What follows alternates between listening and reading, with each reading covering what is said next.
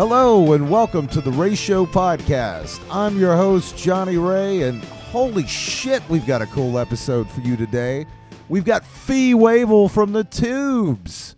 Yes, how excited. I can hear the screams and the cheers out there in podcast land.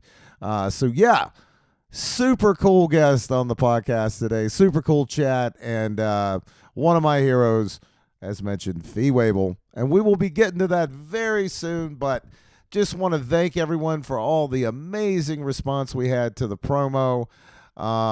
As some of you know, we're going to be doing 3 of these, one a month from here throughout the end of the year. So the Halloween-themed one, well, they're all kind of Halloween-themed, is up, but we'll have the other 2 parts to you in November and December. So thanks so much for supporting us with that. It was so much fun. We got to debut it at the Cine Drive-In here in Athens, and it was just super cool to see that up on the big screen before the Lost Boys. So you got one more chance this weekend where Athens Cine will be doing Halloween 1 and 2 at the drive-in, that is, not at the regular theater. But come on out and have a good time with us and watch some horror movies. But this week, I am so excited to be talking to this guy. I mean, just a legend in every way and a super cool dude in, unimaginable ways. So let's get to this talk right now with Waybill of the Tubes. Today on the show, folks, we are damn fortunate to have singer, songwriter, and all-around badass Waybill of the Tubes on. Hello, Fee, and welcome to the Ray Show podcast. How are you doing, sir? I'm good, Johnny. How about yourself? I'm doing excellent since I'm talking to you, man. I'm telling you, somewhere in the cosmos, the younger me is just freaking out, just losing his mind. All right, man. I want to get started on, you're about to embark on a very special tour kicking off October 14th in Chicago, in which the Tubes will be performing the 1981 masterpiece, The Completion Backward Principle, in its entirety. This was your first record for Capitol after parting with A&M, so please, if you would, take me back to your mindset right when this record was released and you were about to initially tour it. Where was your head at then?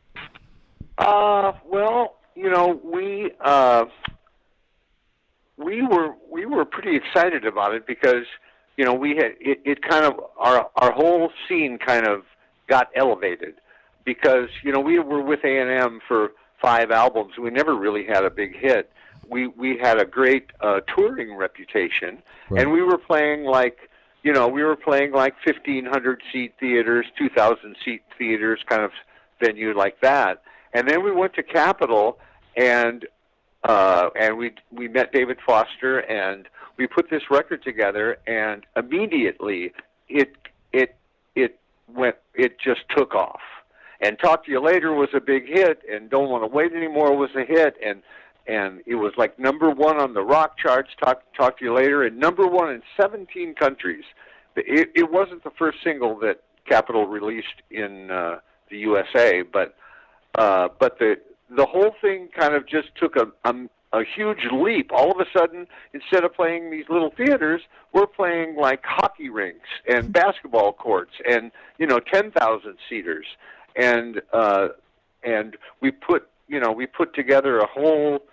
We had never done that before. We took out our own set and our own lights and spotlights, and we put together a whole gigantic blue to coincide with the completion backward colors, and we put together a gigantic show with just so the whole thing kind of in one release, everything just kind of got elevated overnight, and we were so excited, and we did a lot of rehearsing, and we had this set made that it was, in retrospect, don't make round sets because they're really hard to pack into a truck. Right. But we had these giant towers, that were like 10 feet in diameter and 30 feet high, one on each side of the stage with a spotlight hanging from the top of them. And then we had two smaller towers that were only about 6 feet by 20 feet high and it was all with big blue drapes, and and we made these rolling platforms, like the drummer was on a round rolling platform and the two keyboard players were on round rolling platforms, so we could just move everything around. And gosh, it was amazing. It was just incredible, that first Completion Backward tour. And so that everybody was just, completely overjoyed. And we had the record company helping us, and we had big radio, and we had, A&R guys and publicity, and everything just kind of took a gigantic step upward for us. And so we were, needless to say, we were pretty jazzed. Right, right. And you mentioned playing theaters and things like that. You guys had put into the hard work. The hard work had been done. And when you have the opportunity and you have the ideas like you guys have to see it be able to put up in such a grand fashion, I mean, I can't even imagine the buzz on that. Now, yeah, it was. And this is a great choice to play in its entirety too. It's there's so many ebbs and flows on its 39.5 minutes. It's a real journey. What were the? Yeah, it is. It's and it's such a great opening. I mean, we used to play "Talk to You Later" as the last song. It was the second encore, and now we open the show with "Talk to You Later." We actually opened the show with "Talk to You Later." Well, and we play the album first, right. In order. So "Talk to You Later" and "Sushi" and "Amnesia," "Mr. Hate," "Attack of the 50-Foot Woman." But then we do we can't really end without "Talk to You Later" because everybody wants to sing along. So we do a reprise at the end of the show again with "Talk to You Later." And but it's just it's a freight train, boy. This show, you just start and you just and then at the end of after we play this 10 songs on the album, we have a big drum solo, and Prairie goes on and on and on. We do a big drum solo, and then I go change, and we come back out and do a bunch of classic. We do "What Do You Want From Life" and "Bondage" and "White Punks on Dope" and "She's a Beauty," and there's another hour of music to go after that. And so it's a really good show. We've never, so many bands have done this, and for years we kind of thought, no, let's not do that. It's so tired. They're doing their whole album, but we kind of came around to the idea because they kept asking us to do it, and they wanted to do it, and we made a deal with Universal even, and they reprinted the vinyl album and remastered it and reprinted it and changed it to a fold-open cover, changed the whole package, and put in a blue plastic vinyl or blue vinyl record. So we got a lot of encouragement, and the management wanted to do it, and so it's all just kind of fell into place here, and it's been great. Yeah. That's so awesome, and it's like you just said, it's a freight train of a record. It's almost a set within itself. But to have those classics, I didn't think people would let you out of town if you didn't play "She's a Beauty" or White Punks on Dope." But one of the songs I want to mention on that record on the Completion Backward Principle is "Don't Want to Wait Anymore." I had it on in a very good sound system the other night, just super loud. That song is just devastating. How proud are you of that song? I wrote the lyrics to that song with Vince Welnick, our departed keyboard player. Yes. And it's funny because when we first back in 1980, when we first went to Capitol Records, radio was kind of infatuated with big rock ballads, and everybody wanted a big rock ballad. And Journey had a big rock ballad hit, and REO Speedwagon had a big rock ballad hit, and the record company, executives told David, we'd really like for that first single to be a big rock ballad. And when David Foster came up to San Francisco to sit around and work on songs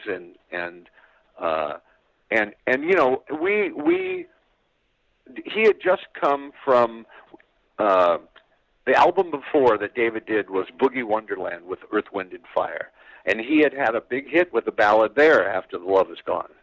And so he came up, and we thought we always kind of loved doing R&B stuff, but had never done a lot of it. And we thought this was such a great pairing. And he had never done rock and roll, never done a rock and roll album. And he was so excited to delve into, a rock band's type material. And then he came up and we played him the songs we had. We had Amnesia, and we had Mr. Hate, and Attack of the 50-Foot Woman, and Matter of Pride, and we had all these songs. And he goes, well, you guys don't really have any ballads. And the record company is looking for a big rock ballad as the first single. And we just went, what? Really? We're really not much of a ballad band. I mean, we don't really have many ballads. We did a ballad on the previous album on Remote Control. We did Love's a Mystery, but we hadn't up to that point we hadn't done a lot of ballads. And or written a lot of ballads. And he goes, well, what do you got? And so Vince Welnick goes, well, I have this kind of progression. Let me play it for you. And he started playing the chord progression for Don't Want to Wait Anymore. And David went, oh my God! And then he kind of did his magic, where David was of the. He always used to say, if it doesn't pay off, it's not working, okay? So the song has to pay off. You have to have beginning, middle, and end with a big payoff. And whatever that's going to be, whatever it, double chorus or a modulate up in the key or something. And Vince started playing this song for him, and he went, "Oh my God, this is great! This is," and we're going, "What? Really?"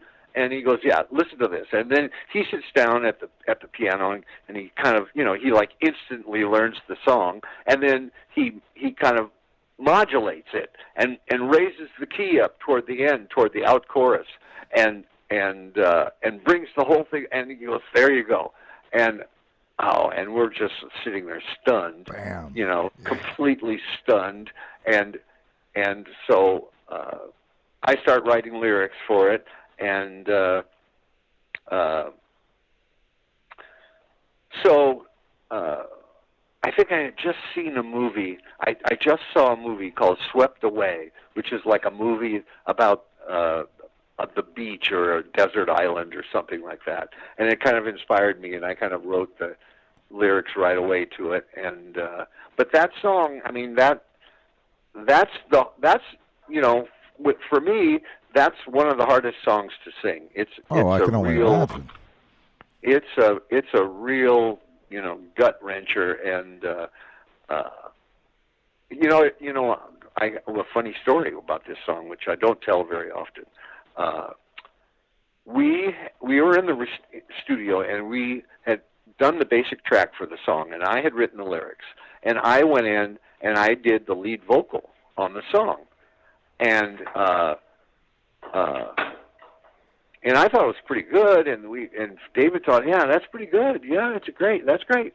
And then one night we're in LA in the studio, and it's a late night, and I'm not there, and it's just David Foster and Umberto Gatica, and they're working on, back then you only had 24 tracks, and so you had to combine stuff in order to get more tracks to record on, you know what I mean? Like if you had 12 tracks of drums, that only left you 12 tracks for everything else, and vocals and backgrounds and guitars, and so you had to combine that down to 2 tracks, which kind of left you without the ability, to change or tweak or change levels. But that's what you had to do back then. Today with Pro Tools, you don't ever, can do as many tracks as you want to do. And but anyway, they were there combining, and so late that, and they were there late at night, and so about midnight, Bill comes in, and Bill has been out on the town and bar hopping, and he's pretty wasted, and he sees David and Umberto, and he goes, man, I haven't got to sing. He usually, up to that point, Bill would always sing one or two songs on the record, right. And it wasn't just always me singing every song, the lead vocal. And so he goes, I don't have anything to sing on this record, and he's all moaning and crying and butthurt, and he goes, I want to try singing "Don't Want to Wait," and they went, and they're, okay, Bill, okay, whatever you want, and they said, they put up a mic and they put in, said, okay, go out and do it, and and so in one take, in the middle of the night, Bill puts down a lead vocal that just blew me off the table. It was, that's his voice on the record. It's not me. Right. And he sang it like his throat was going to explode. And he has the rasp, and he's got the gravel, and he's just blood spewing out of his mouth as he sings. And he just puts it on a track that just stuns both David and Umberto. And then he goes, okay, well, I'm done, and he leaves. And then the next morning, we're back in the studio, and I come into the studio, and I go, hey, what's happening? And David kind of takes me aside. He goes, Afi, Bill came in last night, and he was upset because he hadn't gotten to sing a song on the record, and he laid down a track on "Don't Want to Wait," and I'm going, what? That's my song, man, dude, that's my song. I wrote that song, and he goes, well, let me play it for you. And I said, okay, and I was, fully ready to shoot it down, believe me. And he plays me the track, and I just stood there with my mouth open going, oh my God. Right. Oh my God. He completely blew me off the table. Unbelievable. And I just went, I went, okay, I can't, I got nothing. I can't fight this. I can't top this. This is amazing. I don't know where he got this, where he pulled this out from, but this is, we got to use this. So just hit delete on my track, and so now, I sing this song. I get to sing it now. Bill's wife won't let him tour, and we're a 5-man band now, and so I get to sing it every night, and I try to, recreate that vocal that he did on the record, and that's why I say it's one of the most difficult songs for me to sing, and but it's my favorite song to sing, and Roger does a solo at the end of the song that just unbelievable, just curl your hair. It's amazing. And I know I was comparing the studio version with your live versions, and you nail it, my friend. And it's so magical to see, and that was one of my questions about the leading into how you guys, what you mentioned. The story just gave me chills up my spine when you're willing to let him do the lead on this. It's just so says something about the Tubes and just the aspect and why this record's so successful. But getting back to David Foster for just a second, he has a reputation of being very meticulous. You guys obviously had a reputation of being very hard workers. So how did you guys approach his mesh? Well, we had just been released from A&M, and we had just done the Remote Control album with Todd Rundgren, and he's a much different type of producer than David Foster, and we didn't think we'd ever get a chance to do a record again because everybody in the business turned us down pretty much. We had not sold a lot of records at A&M. We never had a single that I think went above top 20 or something, or top 40, and they had the sound scan, so everybody knew what the deal was. They knew where you were. I mean, we had an incredible live reputation, but that, record company doesn't care about that. They want you selling records and getting on the right radio, and so they took a chance on us at Capitol, and we met with David Foster, and we were huge we were huge fans from the beginning. I mean, we were big Earth, Wind, and Fire fans, and we really didn't know a lot about him other than he just did Boogie Wonderland. Are you kidding me? And we get this guy, and he was a taskmaster. He was one of those guys where he would take advantage of any means to get to an end, and it was all about the end product. That's where he was at. If it turned out great, he didn't care how you got there. He didn't care what you had to do to get there. And I know that and we were not used to that kind of work ethic, that kind of demand. The first vocal I did with David was Amnesia. It took me about a week to do the lead vocal on that one song. That's insane. And I would go out there and sing, and 3 or 4 hours until I was fried, and then you go, okay, well, let's come back tomorrow. And I went, really? Okay, and then tomorrow, and then start over. Then you start over again. Okay, and I did that for like a week, and toward the end of the week, he was going, well, okay, we got one verse here, we've got a verse here, let's go back and do the chorus again.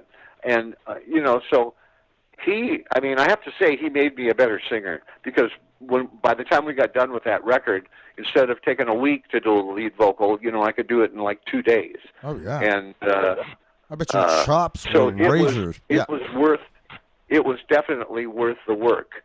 And I think that's definitely our best record of all time. And I think that like I said, a lot of people have do the whole album thing.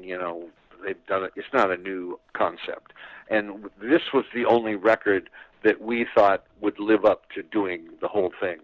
And I don't know what we'll do on our next tour. We might try to do Outside Inside. I don't know, or Remote Control maybe. I don't know what we're going to do for the next tour or for the next show. We always change our show. We'll do a show for about, I don't know, a year and a half, and we'll play a whole bunch of different venues. And then when it comes time to be going back again to do the same venue again, you better get a new show, because we don't want to go back and do the same show again. And we had been doing this show through 2019,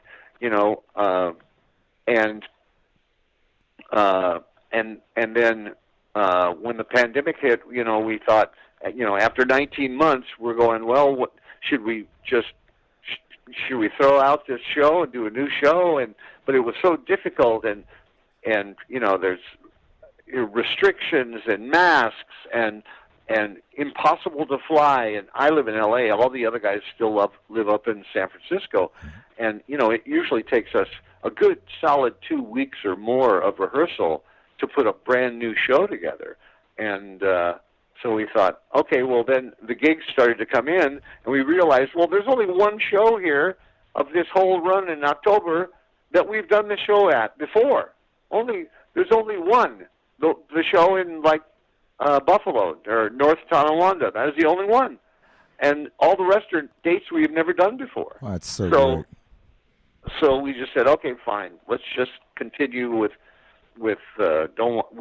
completion backward principle, I don't have to rush out and figure out new costumes and new characters and rehearsal and new songs. And so we went, okay, fine, we'll just do it till, we'll probably do it till the end of the year this year. And then for 2022, we'll probably figure out a new show. And, and our shows are kind of thematic. Like the show before this was called Mondo Pulp, and it was kind of a tribute to Quentin Tarantino and Pulp Fiction, which is like our all-time favorite movie. And, before that, we did like a Fellini show, La Dolce Vita, we called it. And we were always big fans of Fellini and Satyricon and Marcello Mastroianni and Sophia Loren, so we did like a whole Italian theme kind of show. And we did a Western show with a Ennio Morricone show, where like a Clint Eastwood spaghetti Western show. That's so great. So we're always searching for years ago we did a Mad Max show with all the kind of Thunderdome and that kind of. So I mean, I don't know what the next one will be. We'll something will strike our fancy, and we'll kind of do a whole theme show about it. Well, just what you ran through, that's what's so cool about the Tubes. Everything you just said, and putting this level of energy and caring about the fans like you guys do. I mean, it's just rare in this day and age. It's just so amazing. I got to ask you, you've been so kind to talk to us today. I got one more question for you, and then a listener question, if you would be so kind to answer that. Sure, no problem. But getting back to the record, the concept, the artwork, and everything just seems like a brilliant forecast of what was coming down the pike in the 80s. How did you decide to poke that well-deserving bear? Well, I'll tell you. We thought it's kind of funny in retrospect. We thought back then, the record companies becoming so corporate. It's all about these kind of formulaic songs, rock ballads, formulaic rock songs. It's all so corporate, and we kind of thought, let's do a parody of that, of this whole corporate. And we found this record. We found a record in an old, I think it was a 78, in a used record store. We found this record that was called The Completion Backward Principle by this guy named Stanley Patterson. And Stanley Patterson had put this principle together to present to sales forces at big companies. He would go to their company and he would do this presentation and try to convince these people that you have to visualize the completed sale first. And this was back when, this is 50s. This is back when you've got door-to-door guys, right, selling vacuum cleaners and hairbrushes and encyclopedias door-to-door. So he would say, before you ever walk up to the door, visualize the completed sale and work backwards from there. The completion backward principle. And so he would go around teaching sales forces at companies how to visualize this, and imagination creates reality. And I do a couple of big speeches in the show about that came from his record, and the whole kind of corporate idea with we're all wearing gray flannel suits, and the whole record is about kind of this parody of corporate music. And it's funny today. I mean, my God, there's only 2 companies left, 3 record companies left. Talk about the whole thing turning corporate, right? And it's a far cry. But anyway, so that was where the concept came from, and we kind of developed this whole thing and put our pictures on with the suits on, and Fee Waybill motivation, and each guy had like a a theme for his anyway. So Like it's the it Tubes just it was group. just kind of our sarcasm. You know what I mean? Sarcasm and parody have been our meat and potatoes for years and years, and social commentary. And we just thought, oh, this is so perfect. And then we came up with the tea, the white tea, which was which is sprinkler pipe. It's PVC sprinkler pipe that we put together, to make like a corporate logo tea kind of thing. And so it was all kind of a sarcasm. It was all a parody of the corporate world, and it just kind of I guess it all fit together with us, from going from a little mom and pop kind of record company. A&M was Herb and Jerry, and that was it. And they had a little, the little studio in L.A., the Charlie Chaplin Studios, and it was a little enclave. And Herb had a little office, and Herb would sit there and play his horn all day long. So you'd go to the record company and go for like press photos or do whatever, record. They had a little studio there. Studio A was a nice studio, and it was all encompassed in this little family kind of a thing. They even hired us to paint the walls. We painted flying records on the side of the wall, and so it was all kind of a family thing with Herb and Jerry, and Jerry Moss is still a friend and a fan of here in L.A. And so that we went from that to this Capitol EMI kind of the round building in L.A. Capitol Records, where Frank Sinatra used to record, and we went from that to this corporate giant, and so it all kind of fit, it all kind of the whole theme, the whole situation kind of was apropos. Well, yeah, it works perfectly with the songs and everything, and it's just part of what it makes it all a masterpiece. And I hope people that are in these cities know the treat that's coming for them when you guys roll this out. So, best of luck with it, man. And I'm telling you, I'm jealous. Thank you. I'm jealous of people in that are going to get to see this. But we have one last listener question before we wrap up. Catherine George. Okay. Catherine George of Athens, Georgia asks, what was it like working on Xanadu? Oh, wow. Xanadu, well, it was interesting. Our choreographer, Kenny Ortega, we got the gig through our choreographer. And Kenny Ortega was our choreographer, and he had put together all of our shows. And he was the choreographer for Xanadu. And he got us the gig to do that, got some dancing to do, that song that we did in the movie. And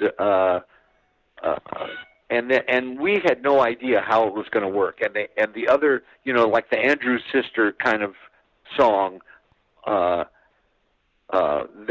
they and then the two songs merged together and the two stages merged together, and we had no idea that they had all this figured out. And I mean, it was great. We had such a great time, and we got to hang out with Olivia and Gene Kelly.